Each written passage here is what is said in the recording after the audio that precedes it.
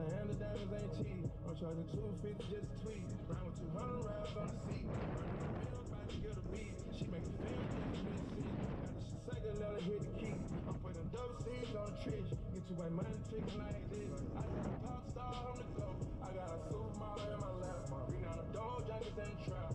Not for half a dollar, Schoolcraft. I put your rap career in my head. So cricket bought the nib. Pour up the drink, I'm peeling back the seal. Swat on my chain like a Navy SEAL. Loaded on sticks, ready to go to war. Move like a military on tour. I got my finesse game on point. Movie Spider lead joint. I got a lit, keep going. I'm put some drug money on the farm. I get a line on your weak storm. We score. Are you dumb? The person's not here.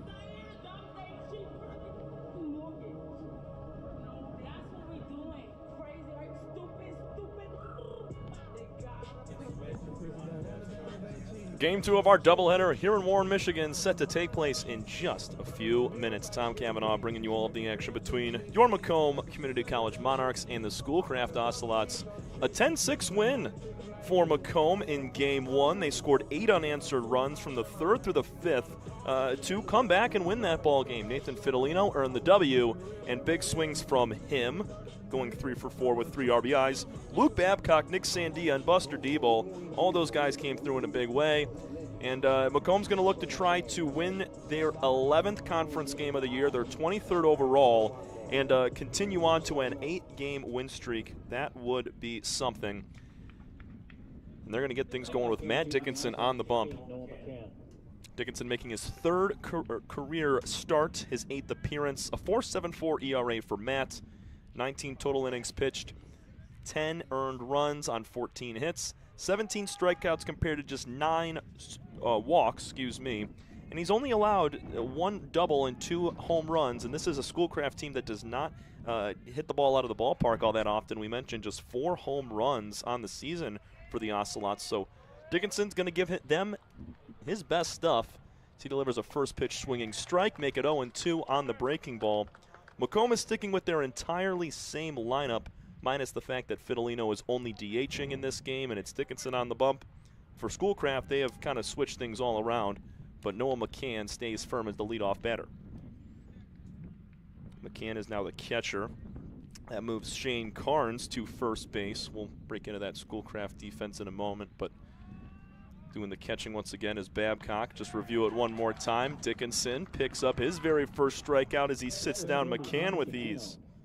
That breaking pitch is something, man. So we mentioned Babcock. Over at third base is McKay. Sandia's playing shortstop. Gavasini at second. Buster Diebel's at first. Dean Richards in right. Adrian Epps in center. And Matt Hanneman in left field. Onder Patino swings at the first pitch and grounds it the opposite way for a base hit into right field. Just found the right spot. Diebel was hugging first base, and Cavassini just, he had no chance. That was in the perfect spot for a base hit. Patino did not play in Game 1. He's getting the start at third base for Nick Bozolkowski, the former Monarch, here in Game 2. Braylon Schroeder. He hit in the 3 spot back in Game 1. Cuts and misses. He is now bumped up. Or he was hitting the 4 spot. Now he's bumped up to the 3 here in this game. He's down 0-1.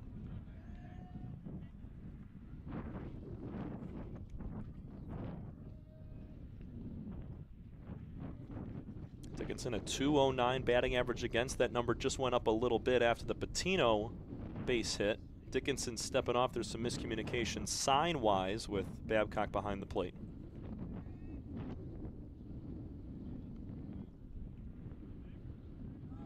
0-1 with the runner going. Nice clean pick from Babcock. The throw down is in time. How about Luke Babcock throwing out Patino down at second base?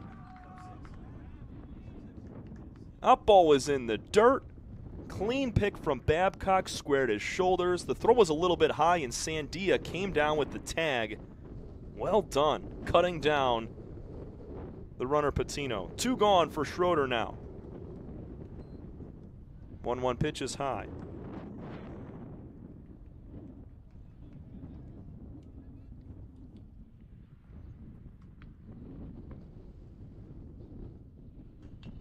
Slow tapper fouled on the third base line. As we mentioned at the end of game one, Macomb is now a half game back of second place. That's the Mott Bears, who sit there at 10-5. Macomb now 10-6 in conference.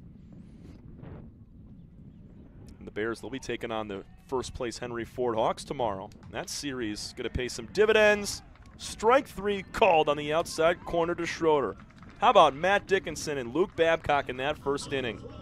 A couple of strikeouts for Dickinson to get his day started, and Babcock cans a runner. We go bottom one, no score between the Monarchs and Ocelots here from Macomb Community College.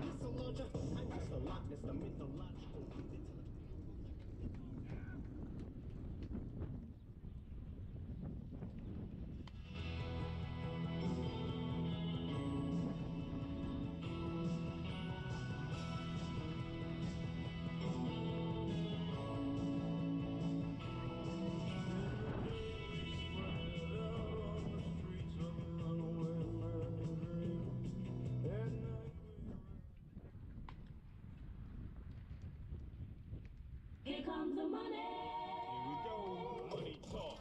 Here comes the money. Money, money, money, money, money. Leading off for the Monarchs, number 13.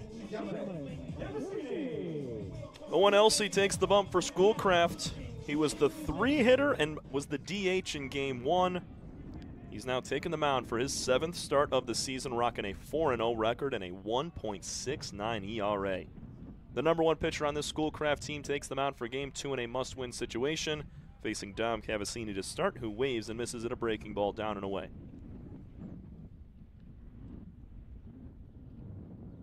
The wind also still blowing from left to right across your screen. That sun's starting to set just a tad. Cavassini grips and rips again. He's down 0-2. LC 37 1/3 innings pitched, 31 hits allowed, 7 earned runs in that time. He's got 36 strikeouts compared to just 10 walks. Great command out of the right-hander's hand. And he gets Cavassini down on 3 pitches. Fastball right down the heart of the plate.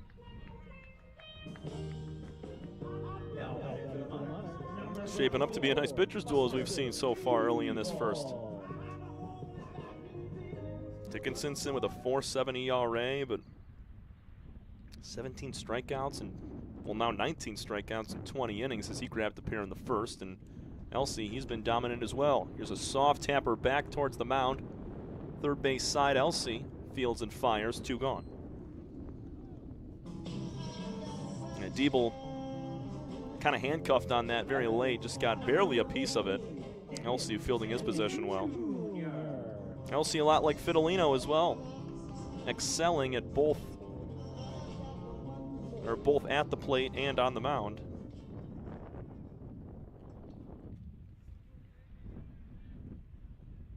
Bring Nick Sandia Jr. to the dish.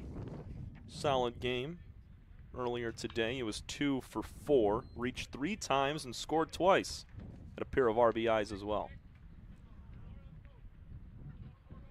Sandia playing shortstop in both of these games. He usually hangs out over at second base, but Cavassini, who's been a jack of all trades for this team, playing all over the place, he's fielded second well today.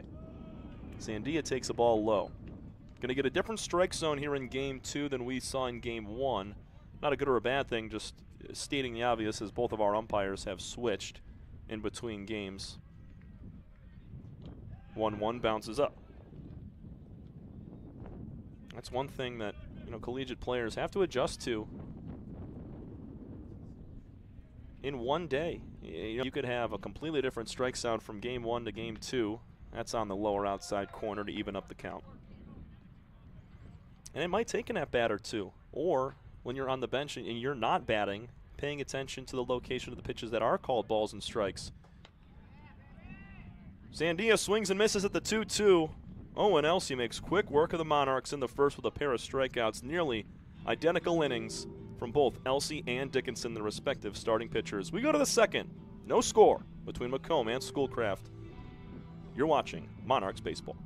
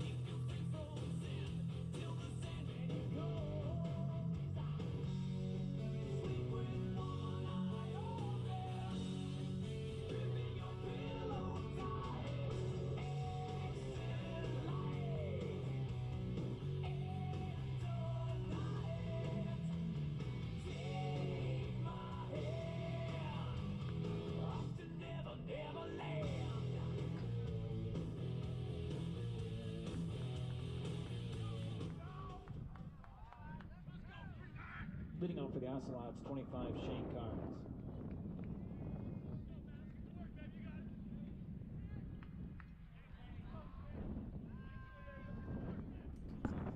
Matt Dickinson back out for another inning of work. Top of the second, Tom Cavanaugh on the call for you today from Warren, Michigan. Second of two between Schoolcraft and Macomb. This is the season series finale. Next time these two teams will meet, Macomb just two other opponents in the MCC-AA East. Due up the rest of this season, only 10 conference games left. We're now 9, I'm sorry. We're in the midst of it.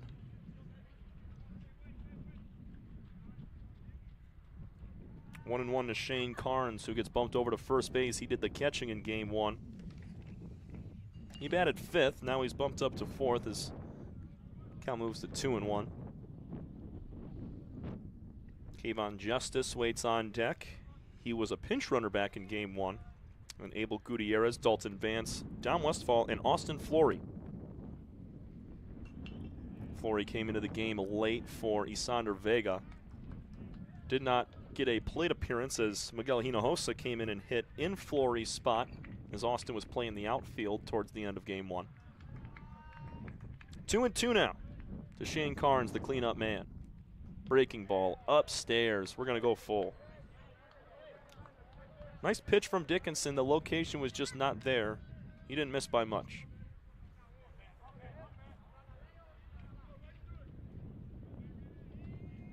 Drops the glove through the windup, working first base side of the rubber. This ball's crushed to the left center gap. Hanneman coming over, makes the catch underneath. Matt Hanneman's had a few poor reads on some baseballs out there in left field. He just had to come in and lunge and make an underhand play. Not a ton of topspin on that baseball from Carnes. It's out number 1 regardless.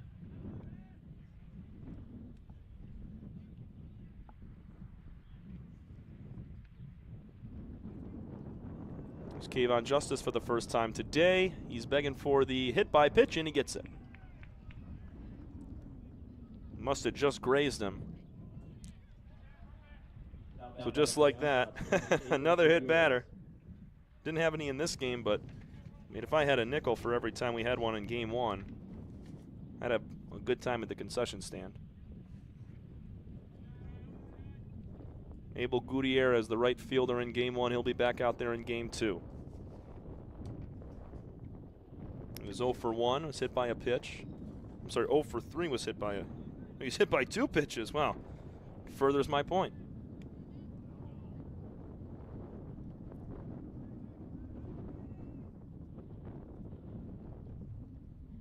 Justice can run. I mean, we talked about him being the pinch runner all day earlier. So he might try to test the arm of Babcock. But Luke did just can a runner at second base and Honder Patino back in the first inning. Nice pick out of the dirt, Sandia. Heck of a tag. 1-1 to Gutierrez. It's a breaking ball. Swung on and missed. It's a nasty pitch when it's located well. Got sharp late break.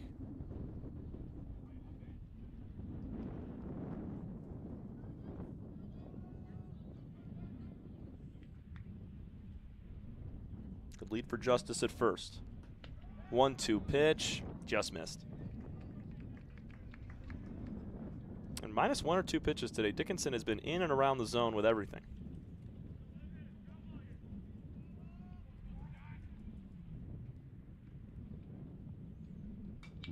Delivers the 2-2. It's skied out of play towards the parking lot. Last time out for Dickinson. He threw 2 innings against Cornerstone's JV team back on the 14th. Struck out 2, did not allow a hit or a walk. 2-2. Swinging a high pop-up. Shallow center field. Wind could play some issues as Apps continues to come in. Makes the catch with ease for out number 2.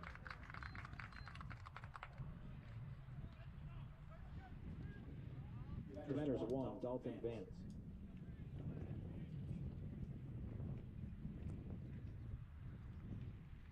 Gonna bring up Dalton Vance with 2 and a runner aboard. See if Justice gets aggressive over there at first now with a pair down.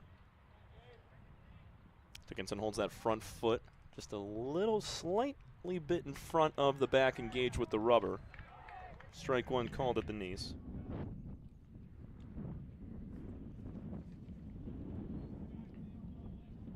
Vance 1 for 2 with a walk and a hit by pitch in game 1. Quick pick over towards Justice. He's back in safe.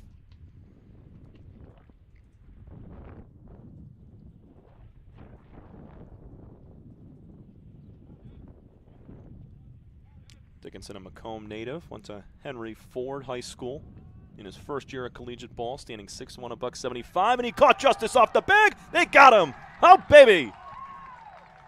Matt Dickinson picking off Kayvon Justice, who got caught leaning, and Dalton Vance just has to sit there in the batter's box and head on back.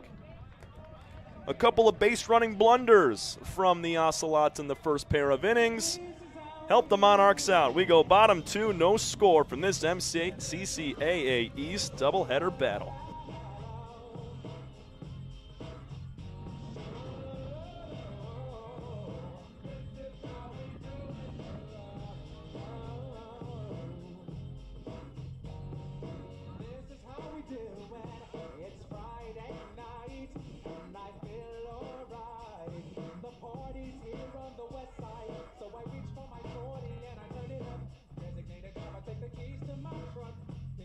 Cause I'm faded, honey's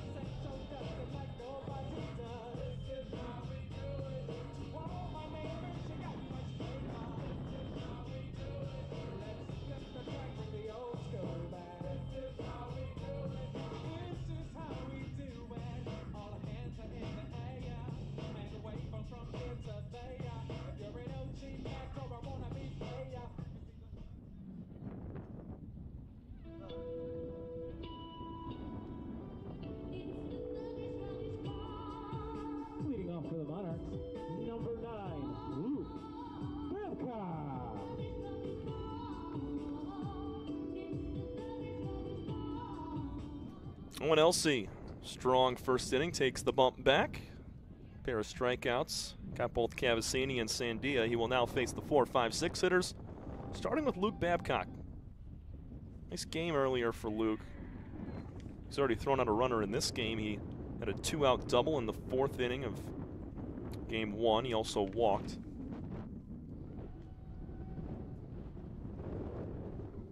Looks at strike 1 at the knees. Outer half of the plate.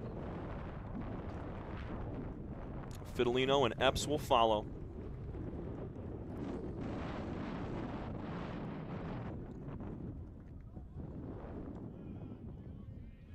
Elsey can't find one on that lower part of the zone. Another off-speed pitch. Owen's command has been great today. I know we've only seen 1 inning of work, but just based off his numbers and how he has shown out in that opening frame, he's going to be throwing pitches like that, painting the corners. 2-2 now.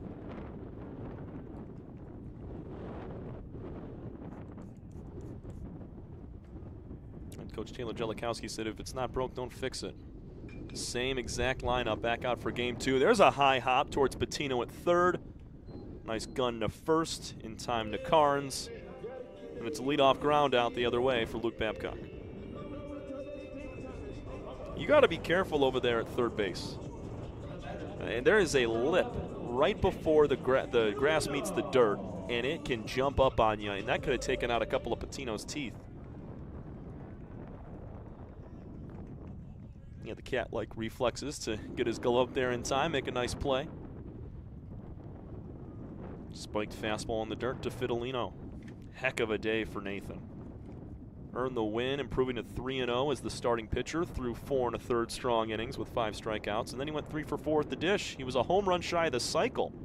Fouls one off his foot, now 1-1. And a 2-run double back in the 3rd inning, then an RBI single in the 4th, and then a double to cap things off in the 6th.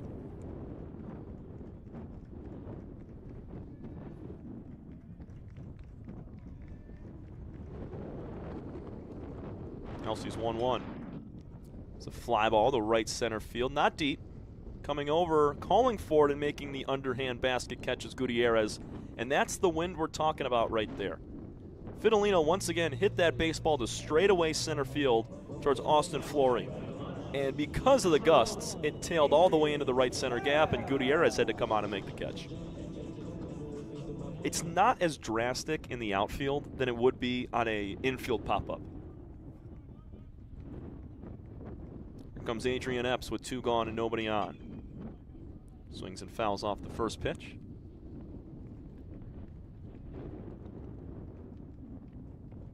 Thought for sure I was going to write fly out to center field in my scorebook there, but no. That one's blown out hard to right field. Not necessarily out towards straightaway right field, more so from left to right across your screen. It's kind of cutting it down from getting a few extra feet of distance when the ball is flown out there. Not this time as Epps rips one to center, right at Flory for out number 3. Great swing from Adrian, but it's another 1-2-3 frame for Elsey and the Ocelots. We go to the 3rd inning, no score. This is your home for Macomb baseball.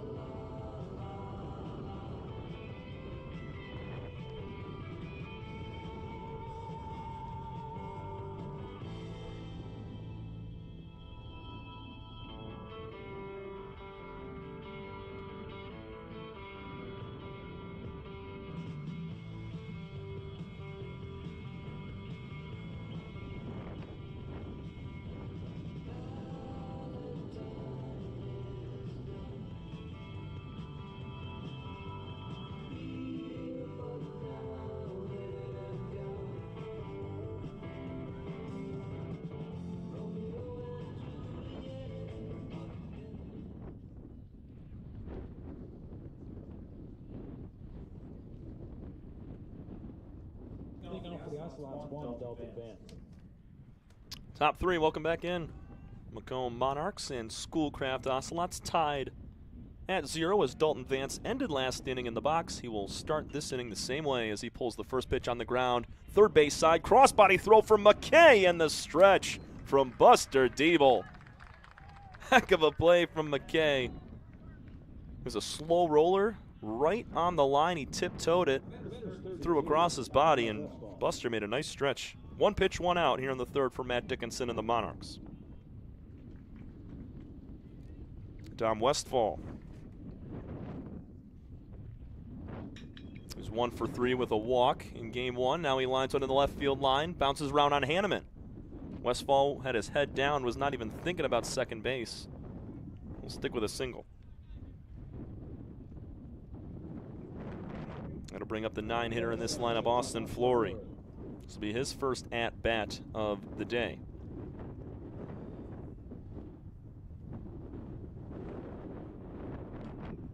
He'll swing at the first pitch. It's Dickinson. He's got a field and throw on his own.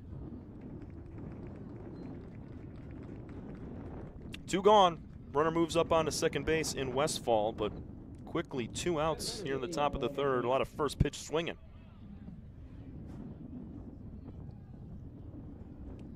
Flory coming into that at-bat. He was 7 for 31, hitting .226 with no extra base hits.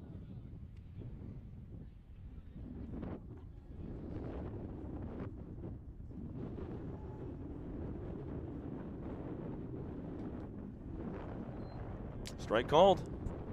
Noah McCann struck out swinging his last time. He opened up the ball game doing that. 2 hits so far for Schoolcraft. It's Westfall down at second base, and then Patino did it back in the first. He was thrown out.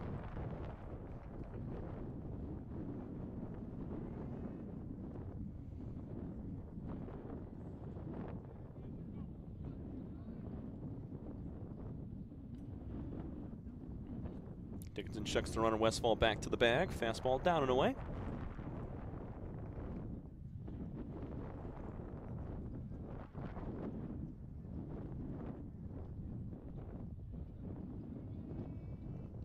Macomb trying to pick up another series sweep. It would be their 3rd straight. Breaking ball on the corner for strike 2. That's that pitch. That slider that starts middle, ends on the lower outside corner. He's used it a few times well. There was once he got a swing and miss that it landed right down the middle. He got away with that one.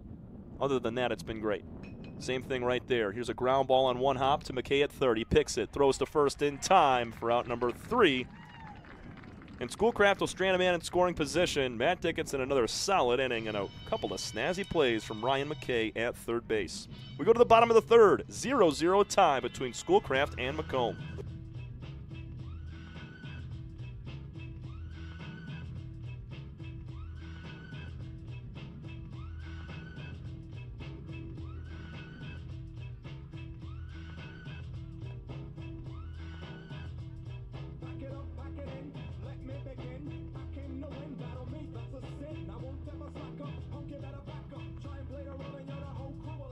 Get up, stand up, come on, throw your hands up if you got the feeling. Jump up, twist the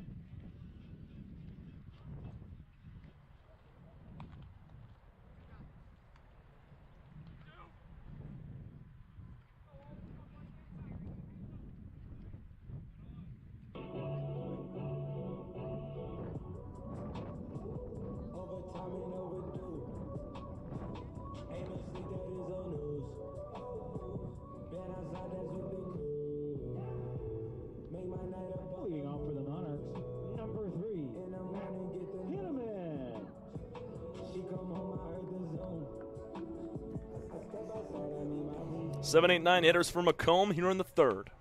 Facing Owen Elsey, who has made quick work and is not allowed a base runner. Matt Hanneman, Dane Richards, and Ryan McKay.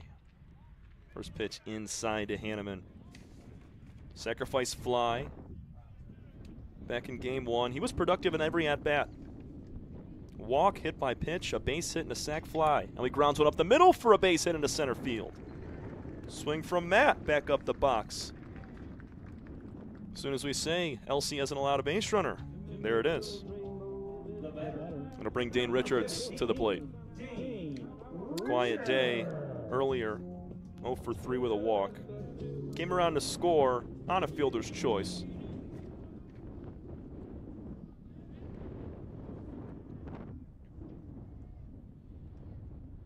He's going to square to bunt, pulls back as Elsey leaves one in the dirt.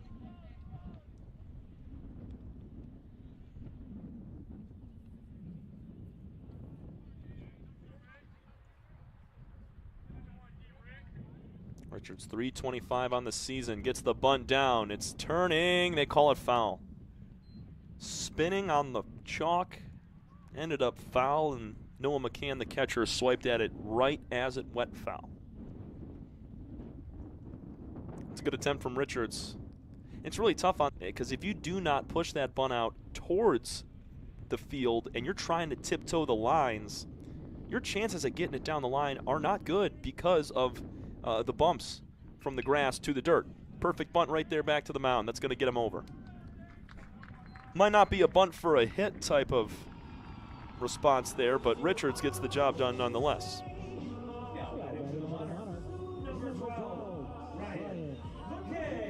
It'll put Hanneman down at second base. Richards does the job.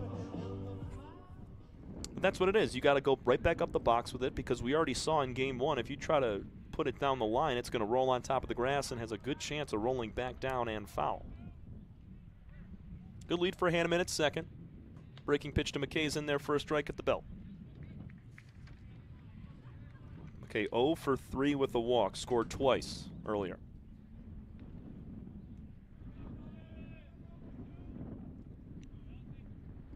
Elsey checks the runner down at second. 0-1 goes home in the dirt. It's really the only place that Elsey's been missing today is in the other batter's box, in the left-handed batter's box, pulling across his body and then low. Hasn't been up, has not been inside to these righties.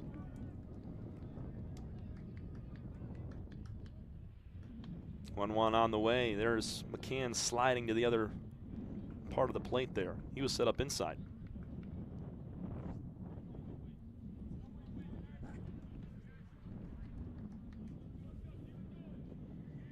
Base hit should score Hanneman with the depth of the outfield. Kayvon Justice in left is probably the most shallow out of all three. Elsey from the stretch, slide step. There's a fly ball fading in the right center gap, not deep at all. Coming over to make the catch is Flory. Holding at second is Hanneman. So 2 gone as McKay's line out kind of hangs up in the air, but that's just kind of how the day has been with the wind here in Metro Detroit. Tigers will have to deal with that as well today. They got the Royals. It's a 6:40 start time, just about an hour, a little over an hour from now.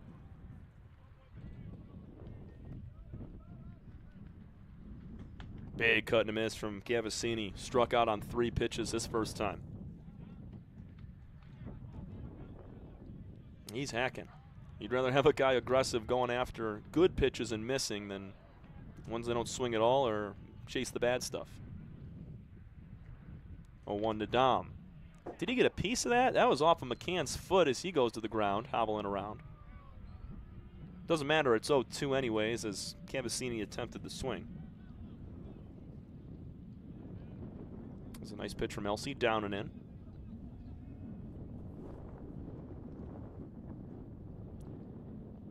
Monarchs trying to break a scoreless tie here in the in the third inning.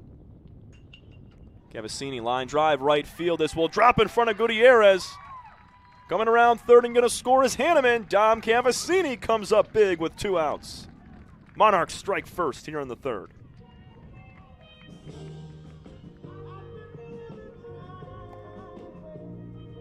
He's been big for this team all year long, and that's why he's sitting in that leadoff spot, and why he continues to do so.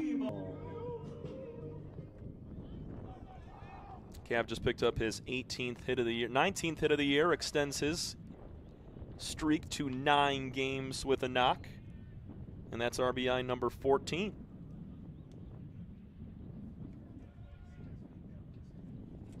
Here comes Diebel, grounded back to the pitcher as last time. Cuts and flares one away on the left field line, 1-1.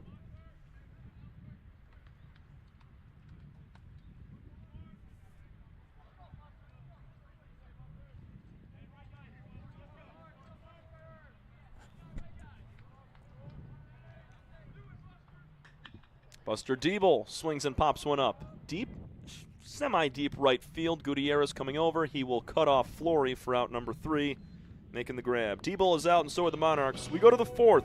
Dom Cavassini, 2 out, RBI base hit to give Macomb a 1-0 lead. This is your home for Macomb Monarchs baseball.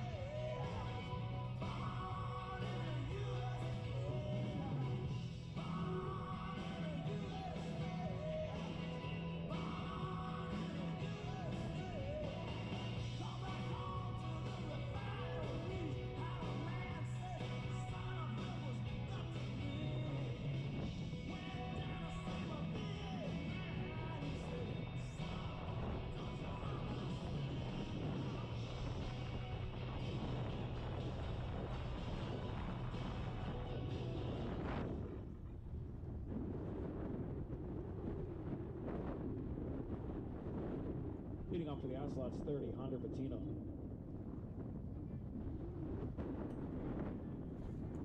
Hunter Patino, base hit his first time, was caught stealing by Luke Babcock, who just framed that pitch for strike 1. Matt Dickinson's looked good. He's given up just 2 hits. Hit a batter, but Babcock cleaned that up. Or I'm sorry, Dickinson cleaned that up himself. He picked off Kayvon Justice from first base.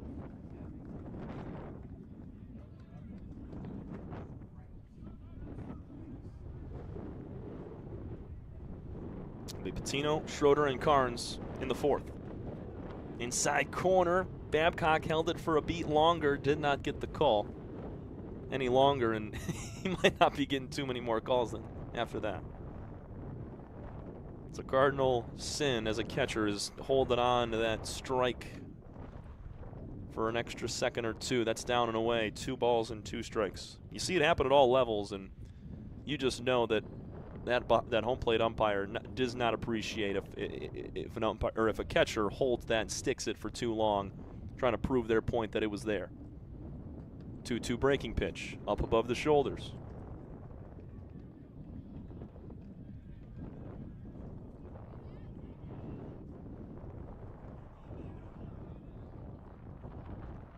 Tino 15 for 58 this year, taps that foul. 10 RBIs, 15 walks compared to 20 strikeouts, or 10 strikeouts, I'm sorry.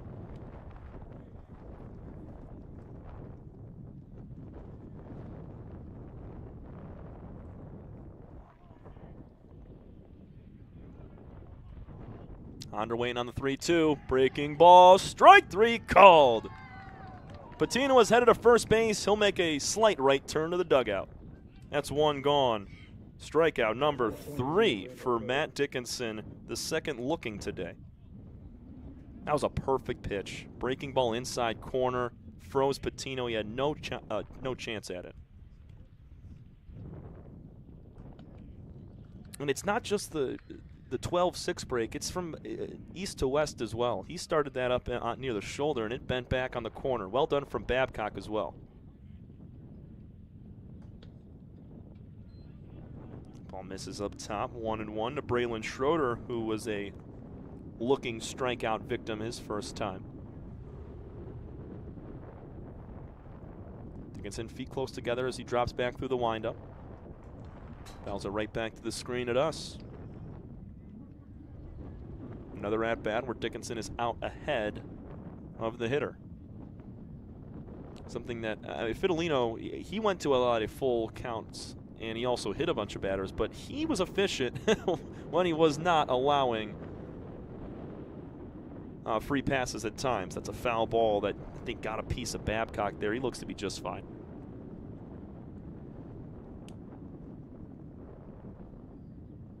I'll give him an extra second. 1 ball, 2 strikes with 1 gone. Macomb has a 1-0 lead thanks to Dom Cavassini, a 2-out base hit, and in the top half, or the bottom half of the third. Dickinson misses up top with the breaking ball.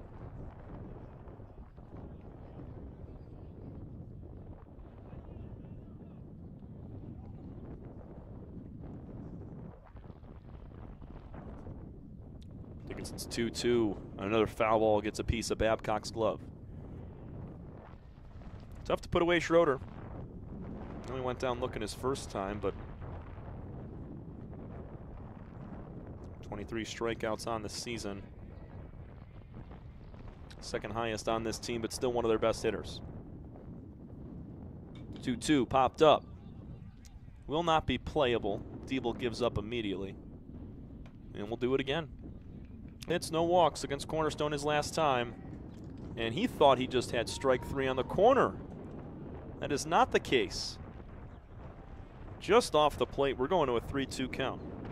Everybody on the Macomb defense was taking their tour around for a strikeout. 3-2, squibbed, fouled on the first base line.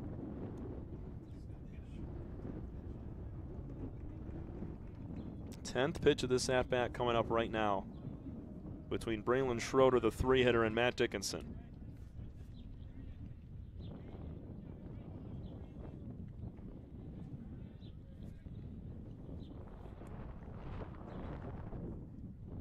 The 3-2.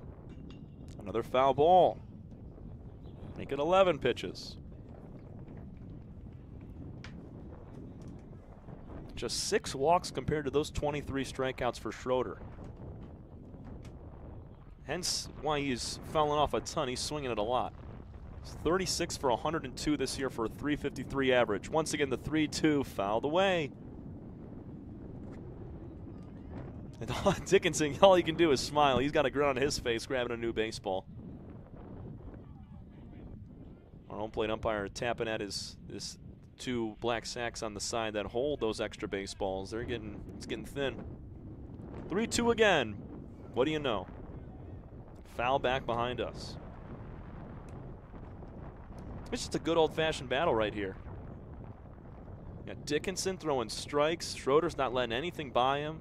Matt's trying his best to sneak something past. He's been dabbling in the off-speed, fastballs, everything. 3-2 one more time. This time it's above the shoulders for ball 4. Schroeder wins the battle. Just got to tip your cap at that point. Dickinson, he delivered several great pitches, and Schroeder just got the best of him that time. So a man out for Shane Carnes. Fly-out victim to left field his first time. There's that in-between for Hanneman, the wind affecting how he's receiving the ball out there. And he fishes at the first pitch. Dickinson wishes he got that swing on Schroeder to finish that at-bat. Instead, it's 0-1.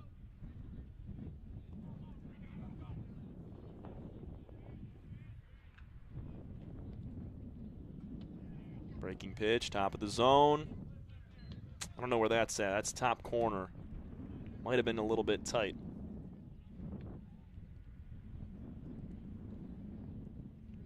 Cavassini and Sandia up the middle looking to turn 2. There's the 1-1. Big swing and a miss. one thing Dickinson will do. He'll pitch to contact or he'll just straight up make you miss. He's not going to toy with you. One of those guys that just proves his stuff by throwing strikes. 1-2. On the corner, strike 3. There's that slider we were talking about earlier today. Freezes Carnes for out number 2. 4th strikeout for Matt. It'll bring Justice to the plate. He only saw one pitch. It was a breaking ball that hit him. He was then picked off of first base by Dickinson. He looks at strike 1. That's money right there.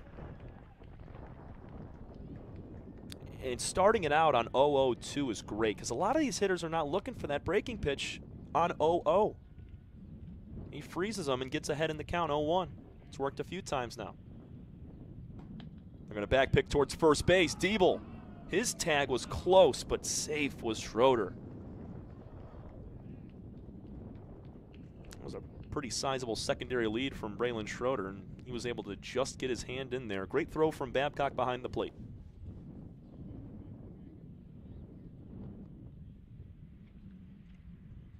Justice awaiting the 1-1. Fends off an inside fastball. Nice play for McKay on the high bounce.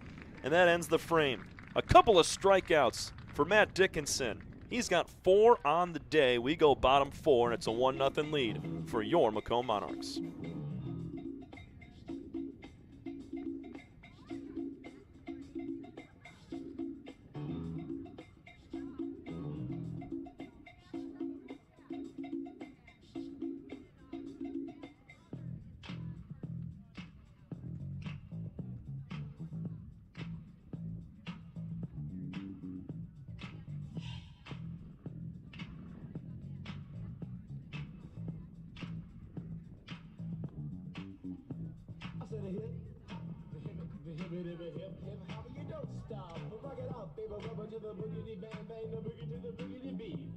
Now what you hear is not a test, I'm rocking to the beat.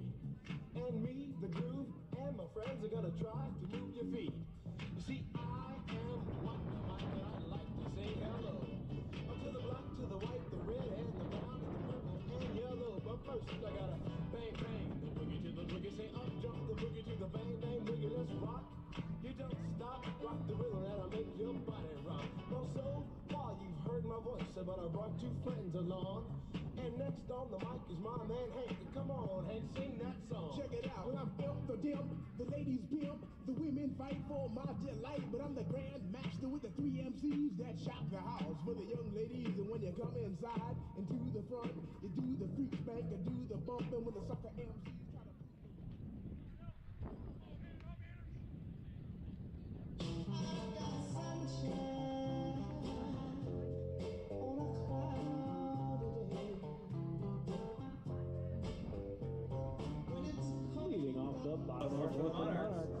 Number 14, Nick Sandia Jr. Today's bottom of the 4th inning brought to you by Boozy's Bar and Grill. Catch all the action at the ultimate game day spot with over 30 TVs. Every seat is the best in the house. Located at 21504 John R. Road in Hazel Park, Michigan.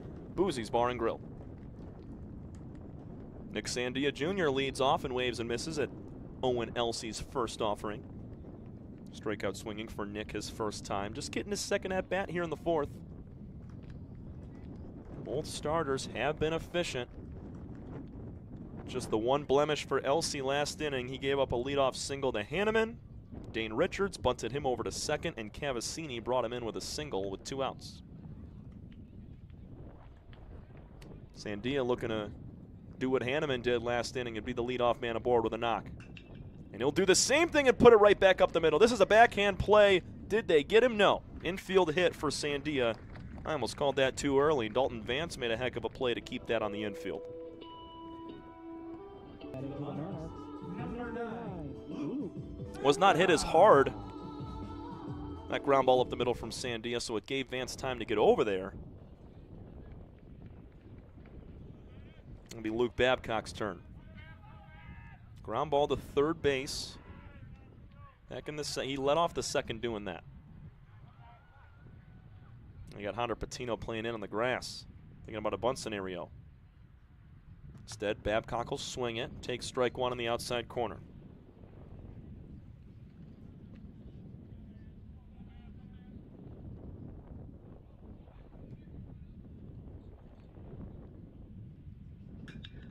Line drive, base hit into right field for Babcock. Holding up at second will be Sandia. Nice swing from Luke. Puts it between first and second in that 3-4 hole. So back-to-back knocks to start off the fourth inning. Riley Ames is going to come pinch run for Babcock. Brings Nathan Fidelino to the dish. Flight out to right field, his first time. Good speed on the base paths now with Sandia and Ames.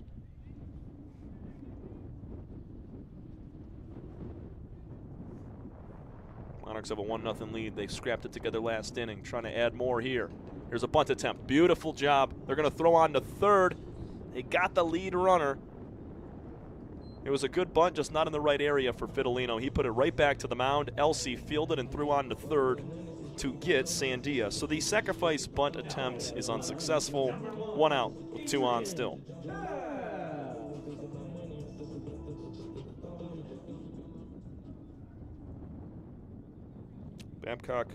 Ames moves up to second base. There's Adrian Epps. Lined out to center field with a really nice swing his first time. Now grips and rips one down the third baseline, foul.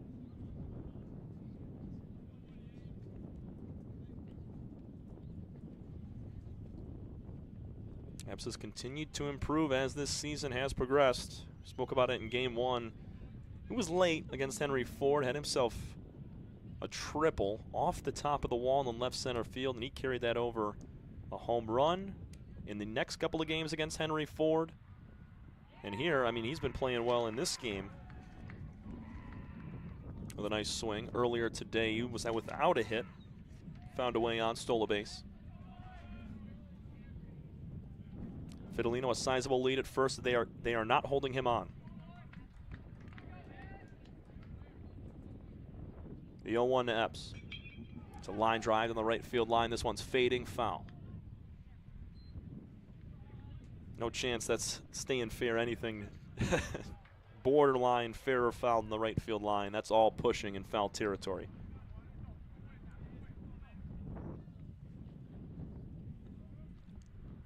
Epps down on the count 0-2. He's got Ames at second base, Fidelino at first on the fielder's choice. Macomb trying to tiptoe into second place. They'd be a half game up if they were able to take this game. They're going to back pick down to second. Safe will be Ames. They've kept an eye on him down there a little bit. Elsie's already picked over there twice.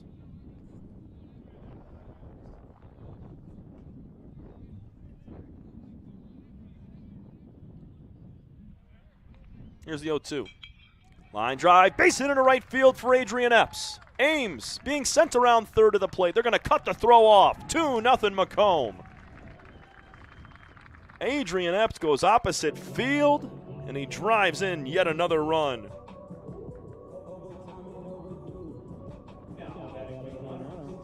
Great swing from Adrian. He had a good one. His first at bat, it was an out this time. He finds some green. Fidelino advances up to second base. Or I'm sorry.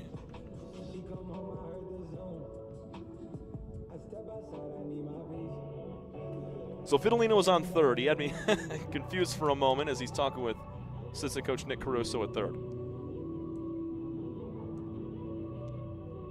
Schoolcraft head coach Rob Fay out to the mound to have a conversation with Elsie and his team.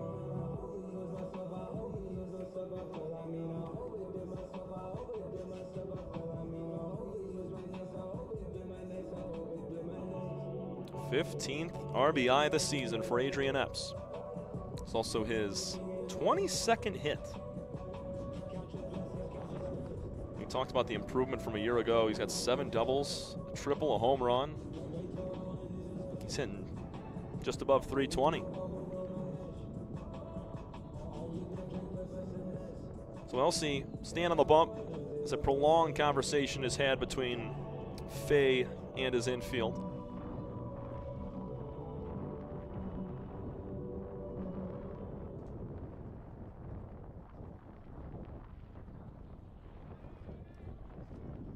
with 1 run in, 1st and 3rd with only 1 out. It's Matt Hanneman's turn. Led off the 3rd with a single and would score on Cavassini's knock. Elsie delivers. Here's a high pop-up, shallow center field. This could drop. Going back and making the catch is Vance. Epps has to retreat back to 1st. Definitely not a tag situation for Fidelino. How far did Dalton Vance come over to make that catch? He's probably the guy to make it, though. That was directly behind Schroeder, the shortstop, and he would have to have pulled a Willie Mays, Jose Iglesias type of play. Instead, it's Vance who comes over like a center fielder assisting his buddy out in left field, and he's able to reach over and make the catch. So Hanneman pops out, and with 2 outs, Epps is going to try to steal a base. Great throw. McCann got him. Adrian Epps is not thrown out very often, but he is this time. Noel McCann finishes the inning with a caught stealing. And that puts an end to Macomb's scoring chances. They get 1, though. We're up 2-0. We go to the 5th. This is your home for Macomb Baseball.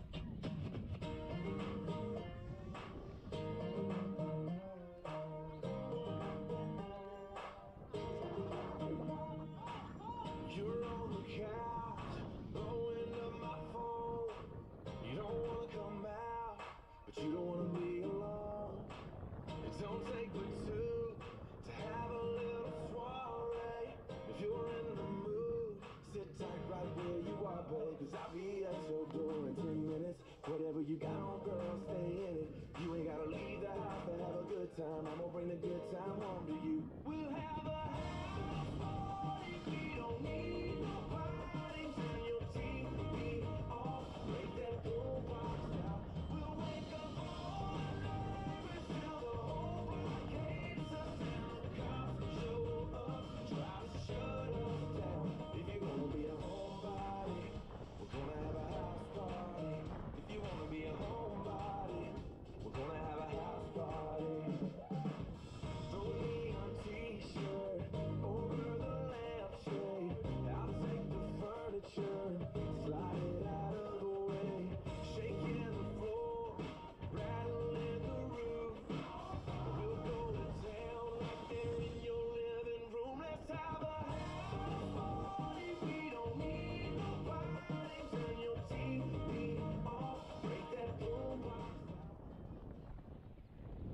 Leading off for the Ocelots is number 20, Abel Gutierrez.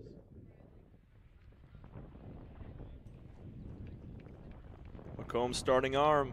Matt Dickinson back out for another inning. We're in the 5th. Tom Cavanaugh bringing you all the way along today's doubleheader between your Macomb Monarchs and the Schoolcraft Ocelots. Macomb took game 1 10-6. They're currently leading game 2 2-zip. Abel Gutierrez in the box. The 0-1 gets past Babcock because it's spiked in the dirt. 4 strikeouts. There's 2 hits allowed for Matt Dickinson in this ball game. He's hit 1 batter, he's walked 1 as well. High and tight on the 1-1, and that 1 walk that he had was on a 13-pitch battle with Braylon Schroeder. It's not like he lost him on 4 pitches. He's approaching 60 total, though. There's the 2-1. Wave and a miss from Abel. The adjustment just has not been made by Schoolcraft hitters against this slider down and away to righties. Dickinson again. Gutierrez skies it in the air to left. Hanneman going back, still going back. He will make the catch a few steps away from the wall. Great read that time from Hanneman. He was trailing back, kind of floating to the baseball up against the windscreen there onto the warning track. Gutierrez just comes up a few feet short of a solo shot. It'll be Dalton Vance's turn. Ground out to third base his first time. He takes high and inside at a pretty athletic play last half inning. Coming all the way across the diamond to catch a Texas League or potential Texas League pop-up that nearly would have dropped in shallow left center. Came all the way over from second to make the play as he punches that out. 1-1. Told you a few innings ago about The matchup between the top 2 teams in the East Conference of the MCCAA, the Mott Bears and Henry Ford Hawks. They'll be going at it tomorrow in pivotal games. Macomb is able to hang on here. They would advance to 11-6 and be a half game up on the Bears for second place. And remember, only the top 2 teams in each respective conference make the playoffs. Vance chases on a fastball up near the shoulders, 2-2.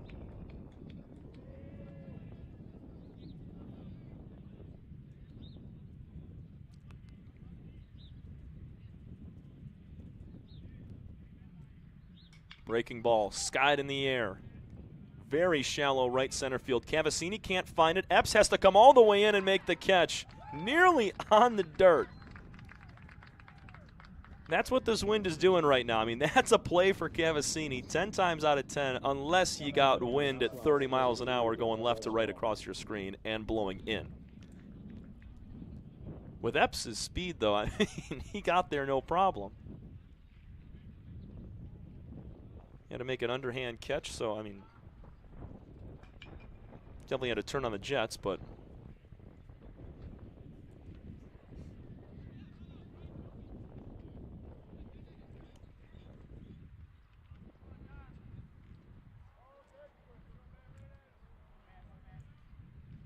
Tom Westfall singled his first time, now pulls one on the ground to third. It's under the glove of McKay.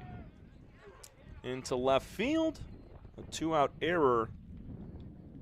Serve to McKay keeps the inning alive for Schoolcraft. Westfall has found the base paths for the second time in this one. Good thing for Macomb, it's the bottom of the lineup. Austin Flory steps in. He dribbled one back to the mound his first time up.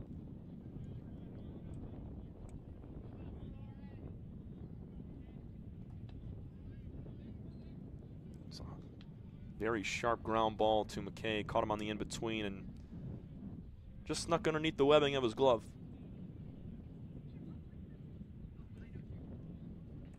The 1-0 on the way to Flory. Ground ball up the middle. Snagged by Dickinson. Underhand flip to first, and that's the inning. Matt Dickinson's doing it all today. 4 strikeouts. He's already picked off a runner at first, and he has the cat-like reflexes to snag that baseball and go to the mound. 2-0 Macomb. They strand a runner. We go bottom 5. This is your home for Macomb baseball.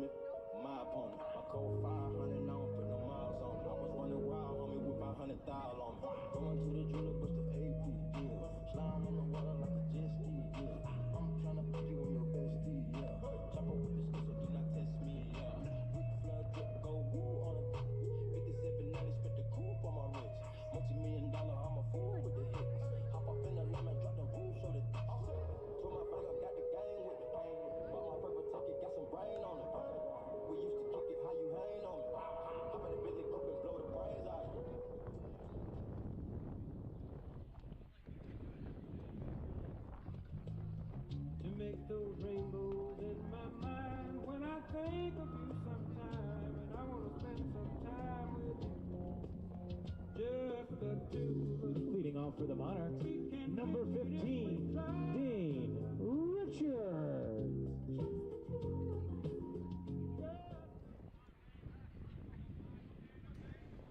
Monarchs looking to add a few more here in the 5th. Facing Owen Elsey once again. Dane Richards to start things as he checks his swing, fouls it off down the first baseline. Sacrifice bunt, first time up for Dane. He was directly led to the first run of the ball game as Cavassini would not have had a chance to hit him in if Richards did not sacrifice bunt correctly and move the runner into scoring position. Swing and a miss makes it 0-2.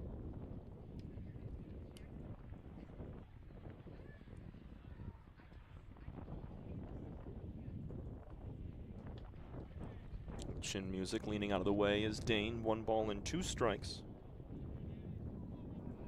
Everyday outfielder in his sophomore season at MCC.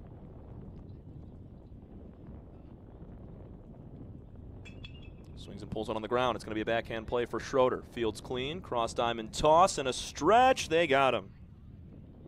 Shane Carnes kept his foot on the base at first, and Richards goes down via the 6-3 ground out. Ryan McKay will bat for the 2nd time in this game.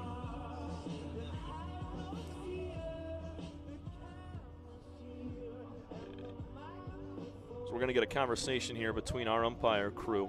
Assistant coach Nick Caruso, manning the third base coach's box, he was asking for help. Just wanted our field umpire. Wow, well done, Coach Caruso. Dane Richards is on first. They spoke about it. The home plate umpire must have had a better view than our field ump, and they reversed the call. It's safe for Dane Richards. Wish I had some white out or used pencil. Head coach Rob Fay now having the conversation.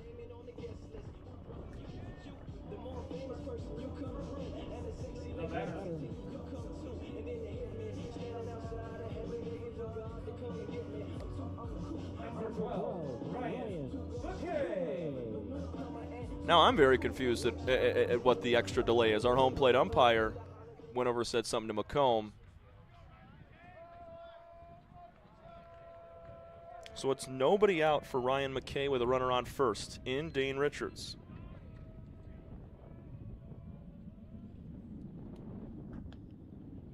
Bunt attempt pulled back from McKay. It's a strike right down the middle. So we're going to call that an error on Schroeder. The throw pulled Carnes off the base, which in turn kind of tells you that Schroeder's throw was not accurate enough to be serviceable enough for an out, so you got to award him the error. Richards a fine lead over at first base. 1-1's on the way. Great bunt. Push bunt from McKay. It's going to be a tough play for LC. Going to have to transfer and flip, and he does. McKay, a sweet sacrifice bunt, put that in the perfect spot, and LC had to make a crafty play off the mound. Well done from Ryan. So 1 gone with Richards standing at second for Dom Cav.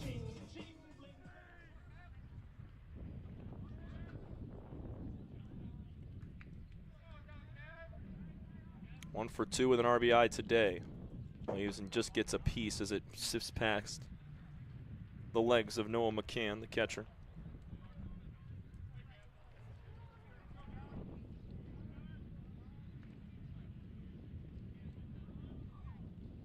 Richards should score on a single. Outfield depth fair all around. Justice in left, as we mentioned earlier. He's a few steps in. 2-0 Macomb. We're in the 5th inning. Scrape together 1 in the 3rd, 1 in the 4th. They're looking for maybe another 1 or 2 as Cavassini takes strike 2. 9-game hitting streak was extended in this game with his RBI single in the 3rd.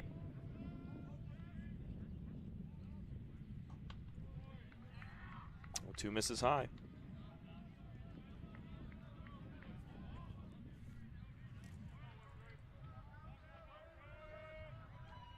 LC came into the ballgame with a 1.69 ERA, 36 strikeouts in 37 innings. Macomb's gotten to him just a little bit as Cavassini sends one into center field. In a few steps, making the play. They do not get the double play. It was a good catch from Flory out there in center field. Richards at first thought there were 2 outs. He retreats in time.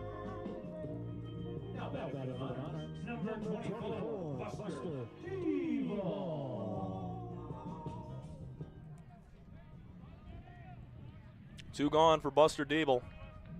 0 for 2, a fly out and a ground out.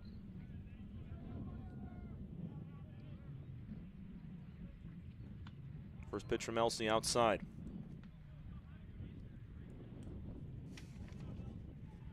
Diebel was able to pick up a couple of knocks in game 1, RBI double as well. You can go the other way with it. Even as one of those strong hitting lefties that love that right side of the field, especially here at Macomb where that wind tends to blow that way. Sometimes it's blowing in from right field, but other times it's going straight out. You can ask Brady Krasuk from last year. Fastball off the plate, 3-0.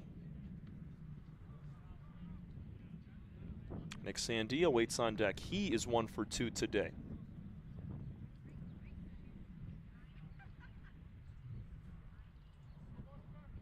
Elsie sets, checks the runner Richards, now goes home. Diebel swings at the 3-0 and fouls it away.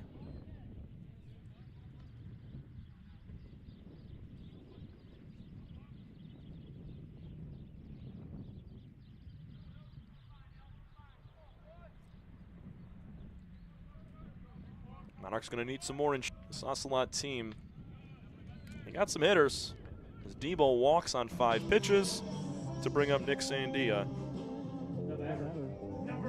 We saw back in game 1, Noah McCann, Dom Westfall, both with multi-run doubles. So they can bring a crooked number in. Macomb took game 1 by 4 runs, 10-6. They're looking for an even larger lead here in the late innings. Breaking ball, lower outside corner, strike 1. Sandia's got to step out.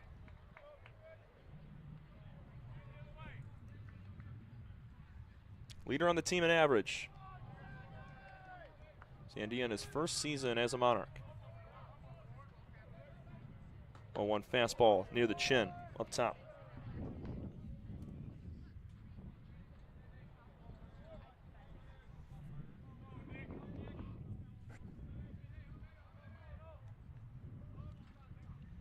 RBI number 25 sitting on second base right there for him.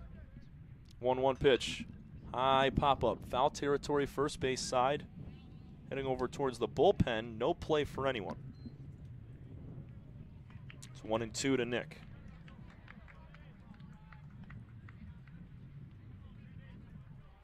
Transfer from Madonna as well with Babcock. Attended Brother Rice High School. He's a West Bloomfield native. Technically his second year of college baseball, but the first under head coach Taylor Jellikowski in these Monarchs. 1-2 pitch on the way. Line drive, base hit into right field in front of Gutierrez. Richards, oh, it gets past Gutierrez. Richards will score. Holding up at third base and staying will be Diebel. It's an RBI double. No, RBI single with an error for Sandia. 3-0 Macomb. They've scored 1 run in each of the last 3 innings.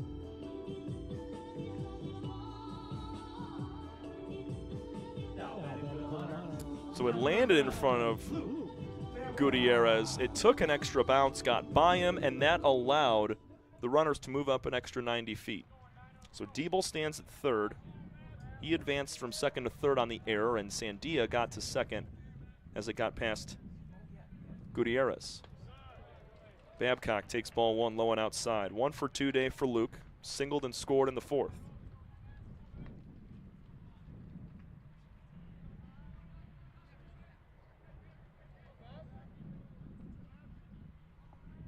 Elsie getting roughed up here against the Monarchs. His 7th start of the year. The one thing you can look at, though, even though he's only allowed 7 earned runs coming into today, 31 hits in those 37 in the 3rd inning. So he's getting hit around, but he's limiting the damage via the strikeout. That has not been the case today. Here's a chopper up the middle. It's going to get past Schroeder into center field. Diebel scores. Sandia with ease. 2-run base hit for Luke Babcock. And it's 5-zip. Macomb explodes here in the 5th inning. Riley aims to run for Babcock, and what a day for Luke. Had a RBI double in game 1. He's now 2 for 3 with a pair of RBIs in game 2.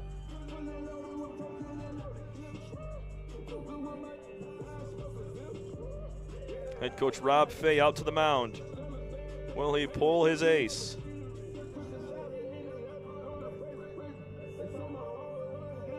Doesn't look like they will. Gonna stick with Elsie on the bump. Owen, a two-way guy, batted third. Had a base hit. He was 1 for 4 in game 1 at the plate. Now he's pitching game 2 as he's their ace. And you're looking at the numbers, a 1.69 ERA and nearly 40 innings of work. This was a must-win game for Schoolcraft. It still is, and they wanted to put their best arm out there, and Macomb was just not phased. And you got to give credit to Matt Hanneman, because Owen Elsie started this ball game retiring the first 6 batters easily. Not too many pitches, weak to no contact with a couple of strikeouts in there. And then Hanneman starts off the 3rd inning with a single. That gets contagious into Cavassini, who knocks in the first run of the ball game. And then you look at the 4th inning, Sandia and Babcock start with hits to begin the inning. There's a ground ball pulled foul as Ames was taken off for second base. Epps had a hit. This inning, you got Sandia, you got Babcock. I mean, they have made the adjustments. They have timed up Owen Elsie. Latest to do it was Luke Babcock with a 2-run single. Ames will take off. Here's another base hit the opposite way for Fidelino. On to 3rd will go Ames. Runners on the corners with 2 gone. There's some about this Monarch team when they have 2 outs. They just find a way to clutch up.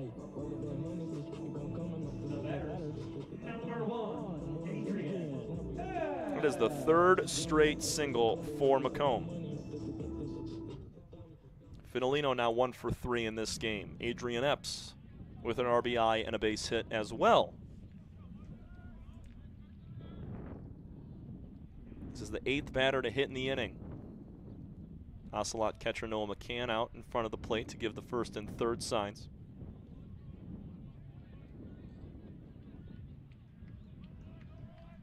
It's impressive stuff from Macomb. It's a must-win game for them as well, as they're trying to get into the playoffs and be a top 2 team in the MCCAA East. They needed this win to get a half game above Mott. They're holding a 5-run lead in the 5th. Elsie pulls that one away, looks over, glances towards his dugout. Never a good sign when you see your starter starting to kind of look over there, unless he's getting his signs in the dugout, but I'm pretty sure McCann's calling him. Here's a ground ball back to the mound, deflected off of the glove of Elsie. Epps is going to be safe.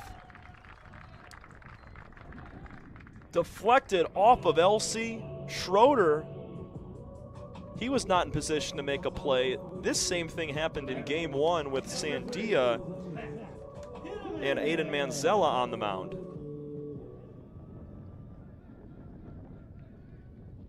And it looks like Schoolcraft's going to make a change. Head coach Rob Fay once again out to the bump.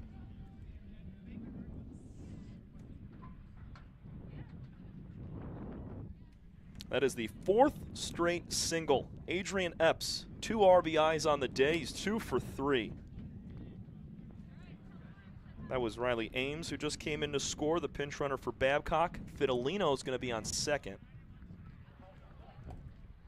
And Matt Hanneman, he will complete the bat around order for this Macomb team in the 5th inning.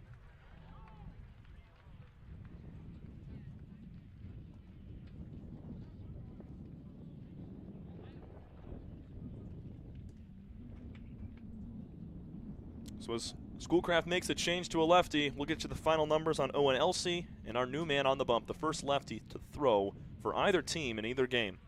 Macomb leads 6-0. They've exploded for 4 runs here in the 5th inning, and they're trying to sweep Schoolcraft today and yesterday and take a half-game lead on Mott for 2nd place in the MCCAA East standings. We'll be right back.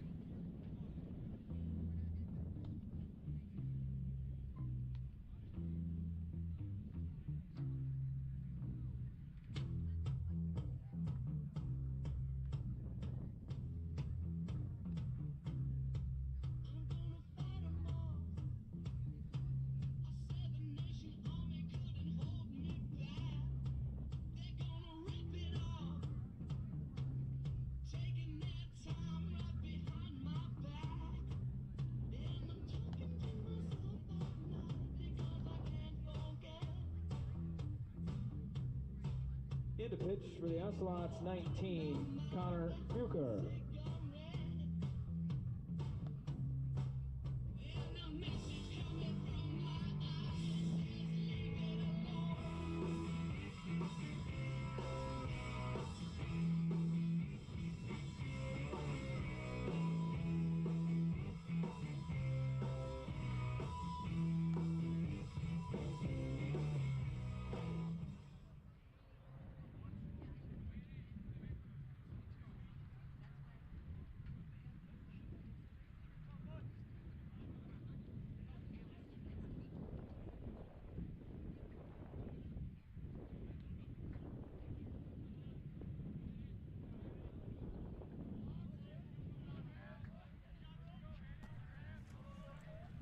Owen Elsey concludes his day 4 2/3 innings.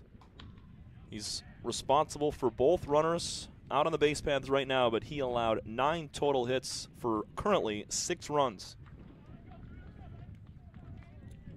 Struck out 2 Monarchs in the first inning, did not record one after that. Connor Bucher is the new man on the mound. Lefty freshman making his second appearance of the season. Just 2 1/3 innings pitched for Connor. 3 hits, 2 runs, 1 of them earned. Walked 1, has not struck out anybody. His faith in Matt Hanneman. Swings and skies one in the air to right field. Gutierrez scaling back, now coming in, makes the catch for out number 3. So Bucher faces just 1 here in the 5th, but Macomb picks up a 4 spot. They go up 6-0 as we go to the 6th inning. This is your home for Macomb Baseball.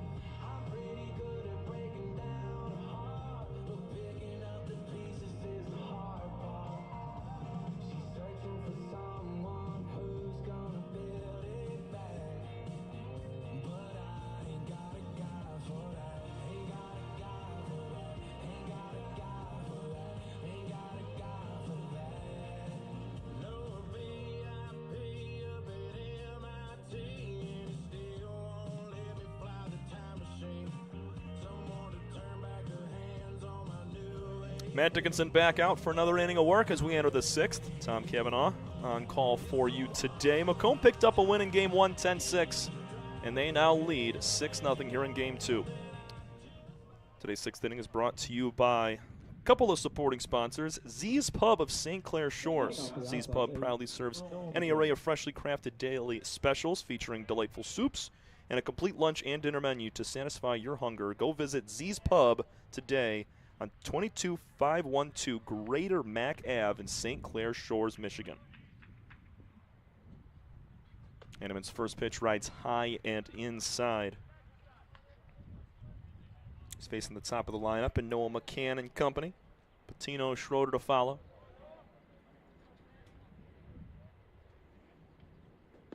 Combs' offense definitely helping out Matt Dickinson, who has been stellar today.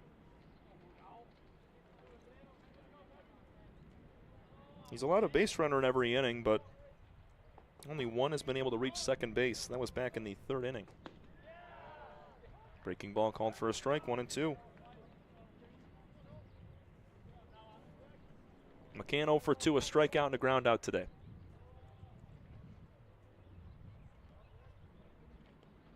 Dickinson let that one get away from him, pulled the fastball in the other batter's box. It's good to have the waste pitch with nobody on.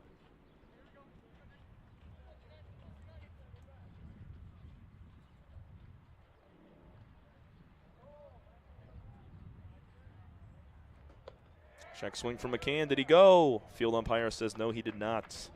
3-2 the count moves.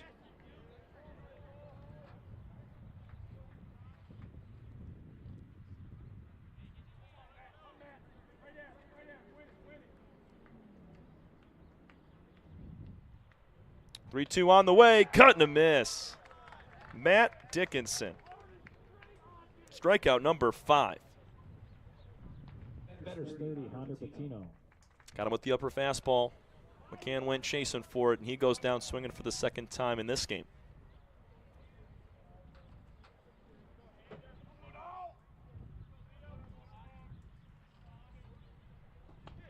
First pitch to Hunter Patino is a strike at the knees. So after an 8-inning Game 2 loss here at home against Henry Ford, as that's a swing and a miss from Patino, he's down 0-2. The Monarchs have ripped off 7 straight wins, and they're going for 8 right now. This team has completely turned a page, taking both from Henry Ford on the road, demolishing Cornerstone's junior varsity team, beating Cornerstone twice as Patino gets sorted. Half a swing. Dickinson's got 6 Ks. My goodness. He put him in a pretzel on that one. But yeah, to get back to it, I mean, you beat Schoolcraft 6-4, 10-3 on the road in must-win games as you're competing for a top spot in the division, or in the conference, I should say, as Schroeder comes up empty now. Wow. A lot of swing and miss from the hand of Matt Dickinson right now. And now you're on the doorstep of sweeping Schoolcraft in back-to-back days. Wave and a miss, or maybe a piece from Schroeder. Doesn't matter, 0-2. Braylon's 0 for 1 with a walk, a looking strikeout.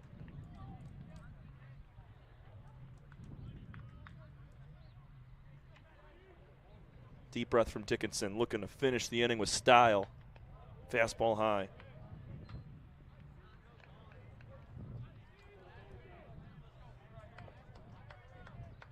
Just looking at his previous outings, Dickinson putting together the best one of the year so far. Breaking ball, floated into left field for a base hit. Nice swing right there from Schroeder.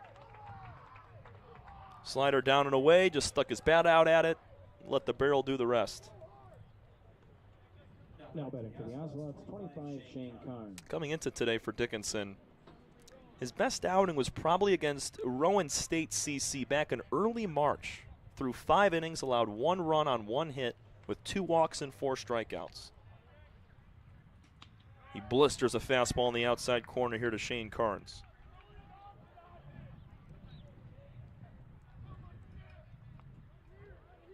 He's allowed just 5 hits in his last 11 innings of work.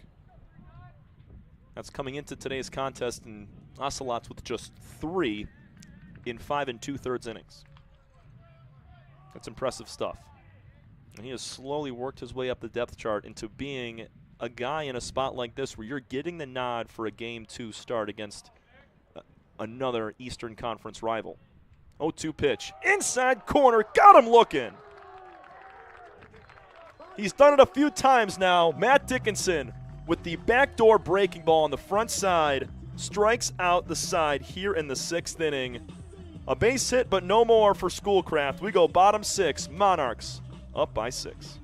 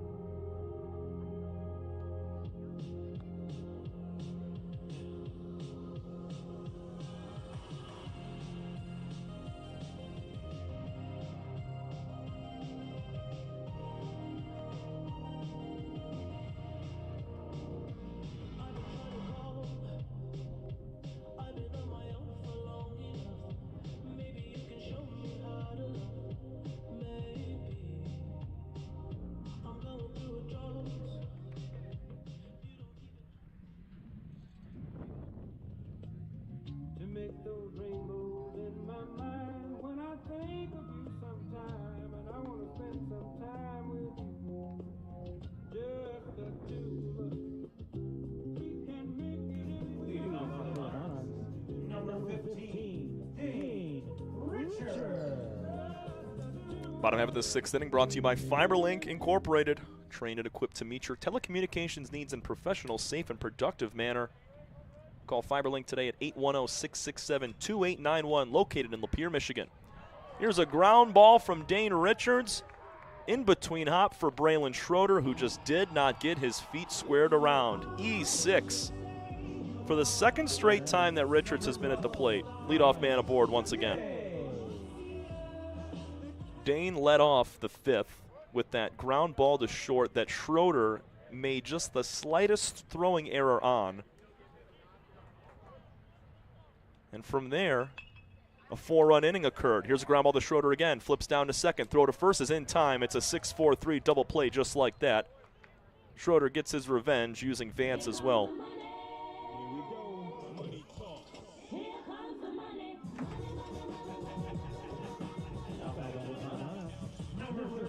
So with 2 gone, nobody aboard now, it's Dom Cavassini's turn. He's going to bat for the 4th time. One of those rare occurrences where you play 7 innings and not everybody bats 4 times.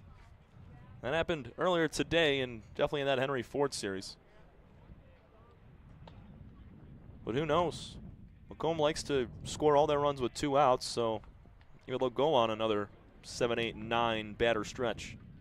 Connor Bucher, first in relief for Schoolcraft, the crafty lefty.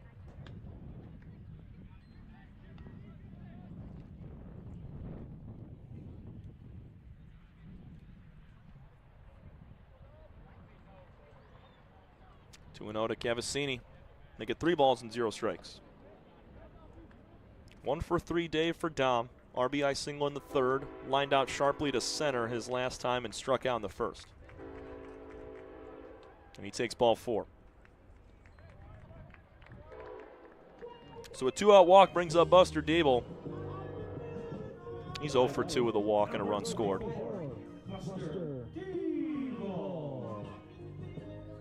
6 runs on 9 hits with 1 error for Macomb. No runs on 3 hits with 3 errors for the Ocelots.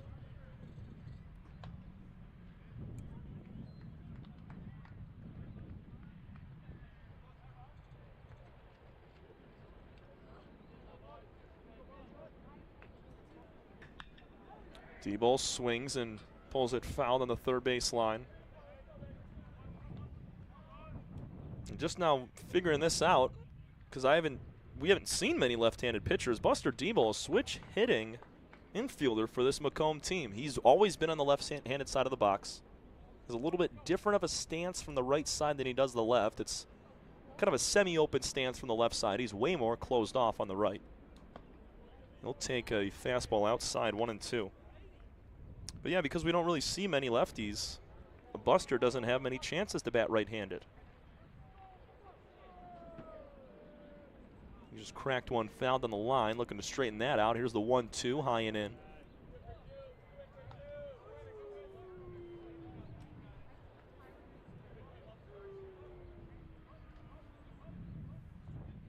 Patino hugging the line at 3rd.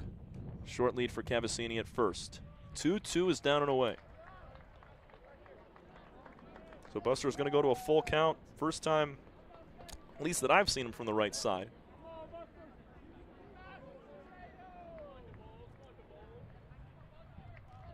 (3-2), 2 outs. Cavassini takes off. It's ball 4, low and in. Second walk of this game for Buster.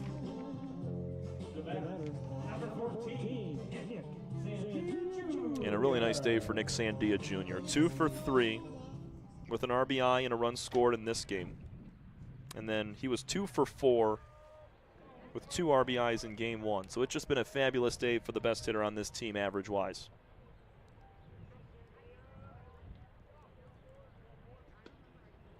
Breaking ball sets in at the knees.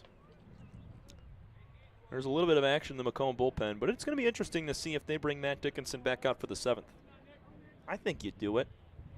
I'm not 100% sure what his pitch count is at right now, but from how he has dealt with this Schoolcraft lineup, it's got to be less than 80. They're going to try to throw it down to second base as Cavassini was getting a pretty big secondary there.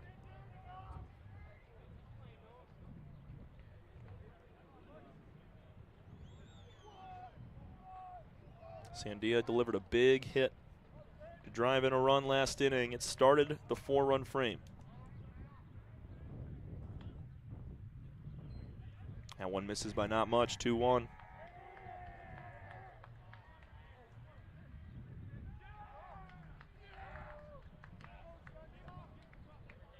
Bucher folds that glove on the right thigh, now comes set at the belly.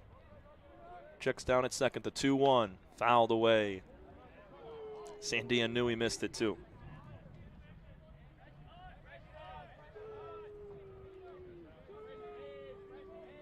Come looking to add a few insurance runs before they try to put the doors on what would be a fabulous 4-game sweep of the Schoolcraft Ocelots on the road yesterday and here at home today.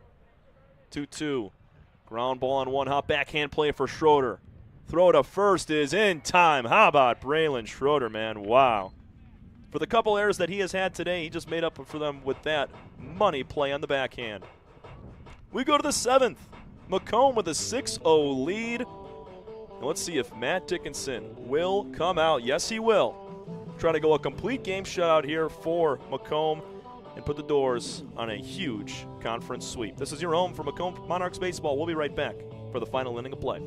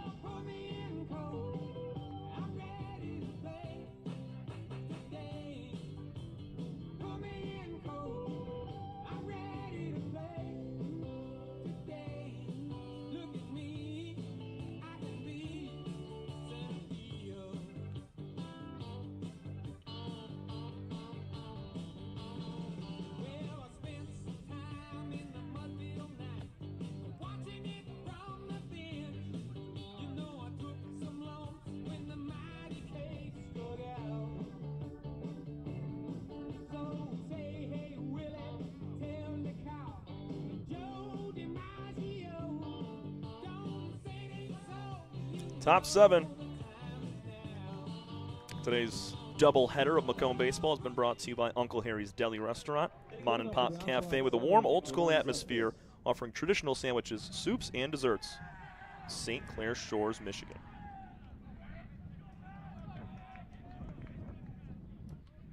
Matt Dickinson starts out. Kayvon Justice with a breaking ball in the inside corner for a strike. 7 Ks, 88 pitches. I was wrong. He was just above 80, under 90 in his pitch count. But head coach Taylor Jellikowski trying to send him the distance. It is by far the deepest Dickinson has ever pitched into a contest. The longest we mentioned was against Rowan State. He pitched 5 innings, gave up 1 hit and 1 run, struck out 4. This is a career high single game strikeouts for Dickinson with 7 currently. That fastball rides high. It's now 1-2. He will face the 5, 6, 7 batters with a 6-run cushion on the doorstep of a 4-game sweep over the last 48 hours. 1-2 on the way. Did he go? No. Our field umpire says he held up. Kayvon Justice barely held the bat back. Defensive substitution also to mention. Riley Ames has now checked in to left field for Matt Hanneman. That is the only change on the board. 2-2. Hits Justice. Breaking pitch, high and in. He actually hit Justice back in the 2nd inning. One of the only blemishes of the day. The batter, 20, Abel Gutierrez.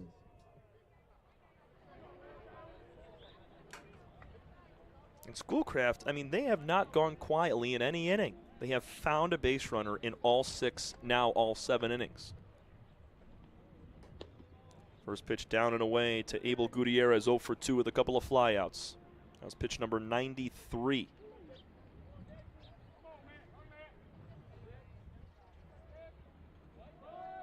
Bunt attempt, pulled back. It's a strike called. The sun has faded away as the cloud coverage has set in over the last couple of innings. That wind's still holding tight.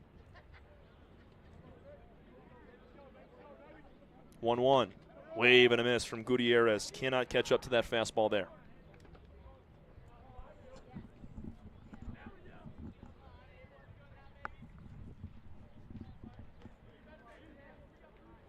Dickinson sets, kicks the leg, the 1-2 on the ground to third base, in between hop for McKay, and it's under his glove. E5 on Ryan McKay at third. Took a down hop and snuck right past him, just did not have the glove down. And here comes head coach Taylor Jellikowski, likely to make a change. So a hit by pitch and an error has 2 aboard with nobody out. Matt Dickinson. His day will be over, most likely. Haven't seen Jellikowski take the baseball just yet. And there it is, Matt Dickinson. He goes 6 innings of scoreless baseball. 7 strikeouts. He allows a base runner in every inning, but it does not matter. There's a big goose egg up on the board with only 3 hits allowed, and that's because of Matt Dickinson. Crafty work from the right-hander today in his best appearance, his best start, his best anything as a Monarch. And he has put this Macomb team in a good spot to try to sweep today and the series against Schoolcraft. We'll step aside briefly and get you the numbers, the rest of the numbers, on Dickinson and our tall righty reliever that has just stepped onto the bump for Macomb. 6-0, 2 on, Schoolcraft threatening. Top 7, this is your home for Monarch Baseball. Joseph Lugerai.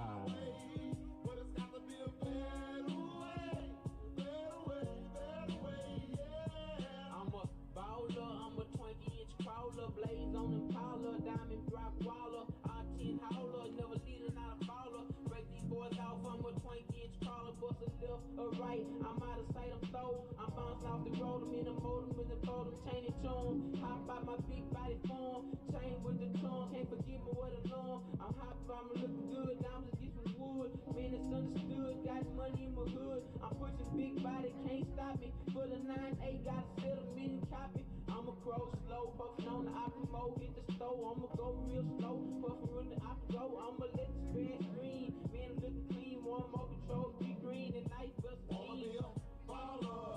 Shot caller, 20-inch blade, only Impala. Caller, get lit tonight. Switch the road tight, got straight behind. I hit the highway. The batters won, Dalton Vance.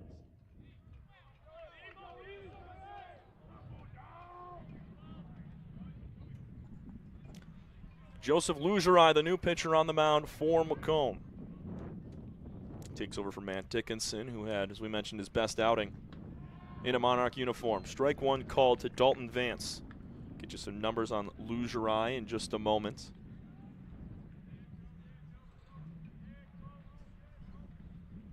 Standing at 6'4", 200 pounds. Kicks that leg and pulls one. That's going to get to the backstop. Luke Babcock on his way to grab it. Both runners move up 90 feet. It's second and third with nobody out. Schoolcraft, we said it, they're not going to go away quietly. They really haven't all day, even though they have 0 runs currently. 4th appearance for Lugerai. Last time he threw was against Cornerstone on the 14th. Pitched 2 innings, gave up 3 hits, 1 run, 3 strikeouts. Hails from my hometown of Rochester Hills, Michigan. Transferred from Kellogg, one of the better NJCAA baseball teams in the country, or in the state, really. He made it to Grand Junction a time or 2.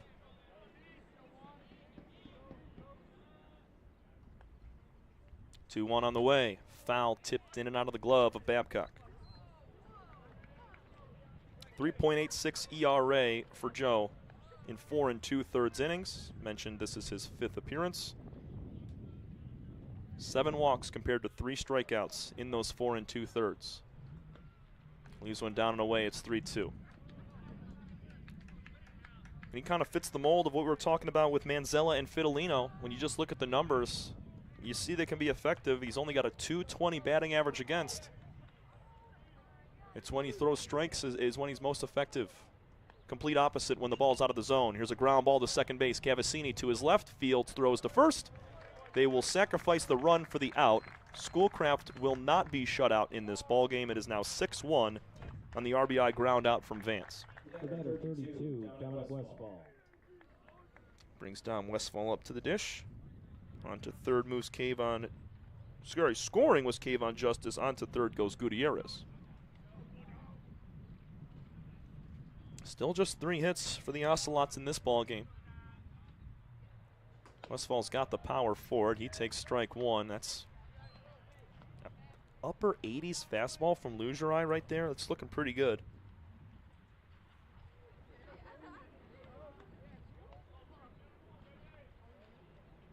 Is 0-1. Westfall chases up near his eyes. 0-2.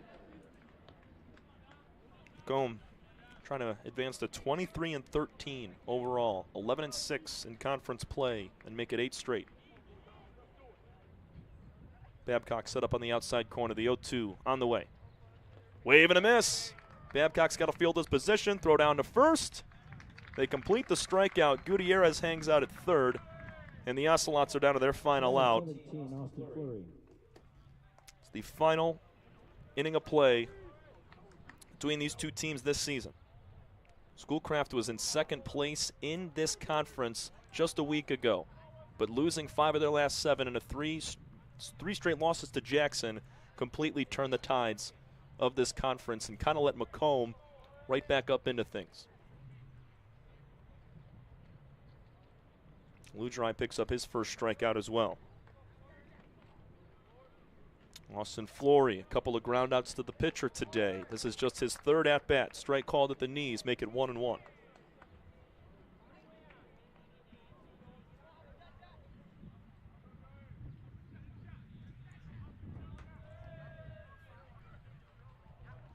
One from Lugerai. Breaking ball. Perfect pitch. Freezes Flory. 1 strike away from moving into second place in the Eastern Conference. Picking up their 8th straight. Lugerai sets. Babcock outside corner. Breaking pitch upstairs. We saw a 10-6 win in Game 1 where Macomb scored 8 unanswered runs spanning the 3rd through the 5th innings. They came back to beat Schoolcraft. They have led for the entirety of this ball game, scoring early and often. 2s across the board, on the way, high and tight.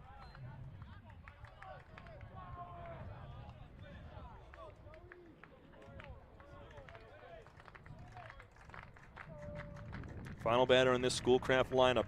Noah McCann waits on deck if they get to him. The 3-2 fouled away.